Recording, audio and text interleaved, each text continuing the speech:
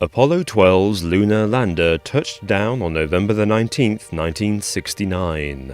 It was only 4 months since Neil Armstrong and Buzz Aldrin made history by setting the first human feet on the surface of the moon. Apollo 11 was a huge media event, broadcast live around the world and watched by nearly 600 million people. The Apollo 12 mission was followed by comparatively few people. There was no live transmission, so the public had to rely on official photographs taken by astronauts Charles Conrad Jr. and Alan Bean. Among the many photos of Bean and Conrad on the moon, observers noticed something odd about this particular picture. Reflected in the visor is a mysterious object, apparently floating in the air. To this day, no one has been able to explain what it is. At first, it was thought the object reflected in the visor was just one part of the large equipment the astronauts brought with them to the moon. Given it was so high in the air, it makes sense for it to be part of the lunar module, which was the only man-made thing tall enough on the moon. But when we look at pictures of the lunar module, there is no sign of an armature or antenna reaching out that high. Furthermore, the module can be seen in the background of the photo. So what is the reflected object? Could it be a UFO? If it were, conspiracy theorists have chosen not to add this photo to the list of evidence towards a NASA cover-up of UFO sightings. In fact, there is surprisingly little evidence connecting Apollo missions to UFOs. There is a controversial transcript of a transmission from Armstrong and Aldrin on Apollo 11 in which they describe seeing a UFO outside their craft, but there is little else besides.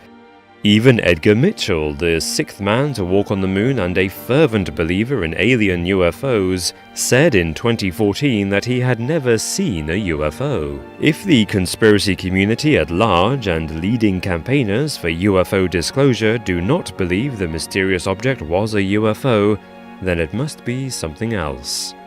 If you look closely at the photo, you can see the object has a cuboidal body with 3 blade-like parts protruding from it. This closely resembles a Fresnel light with barn doors attached, commonly used in TV studios. Furthermore, in other images it is clear that shadows are not cast at the same angle, despite there being only one light source on the moon, the sun. It is odd that even in deep shadow, the astronauts are clearly visible. More photographic evidence from the Apollo 15 mission shows the same background in 2 different photos. According to NASA, these pictures were taken several kilometers apart. And in this famous image from the Apollo 11 mission, this rock appears to be a prop, marked with the letter C. Given all these discrepancies, it seems more likely that there is a backdrop in the footage and photographs of the moon landings. The astronauts were pictured on a black and white set with Fresnel lights to counteract the overpowering strength of the key light, that is, a large spotlight standing in for the sun. The mountains on the horizon aren't really kilometers away, it's a trick of perspective. Rather conveniently, Alan Bean accidentally pointed his camera at the sun when they first landed, so there was no live broadcast or recorded footage of his time on the moon. Photos like this were the only proof of his trip. And this reflection seems to prove it didn't really happen. The possibility of the moon landings being a hoax was first raised by Bill Kaysing in 1976. Kaysing identified yet more photographic oddities. For instance, there is clearly no blast crater under the lunar module in photos from any of the missions. There is also a complete absence of stars in all the photos. And there are waves in the flags, despite there being no wind on the moon. However, science and NASA disagree with conspiracy theorists. NASA says the waves in the flags are just creases from the way they were stored on the long journey. The lack of blast craters is to be expected in a low-gravity environment like the moon. The module's thrusters aren't very powerful because they don't need to be. It is akin to how the pavement doesn't crack when you jump up and down. Nevertheless, you can see some discoloration of the surface where the thruster scorched the rock.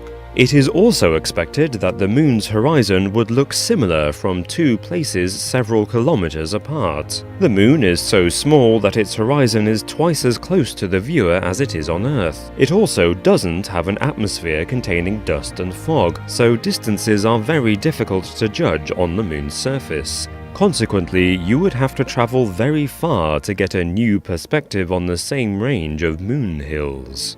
There are no stars in the background because the sun's glare is too bright for them to shine through. It's the same reason that we can't see stars on Earth during the day. The shadows cast by different objects are at different angles because the objects themselves were at different angles, and the surface of the Moon is uneven.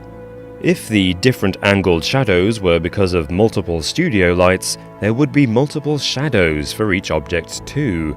And the original photograph of the prop rock shows that there is no sea. Instead, NASA says that a hair or other particle got on the photo during the process of reproducing the picture for mass distribution. But NASA still hasn't explained that strange reflection in the visor.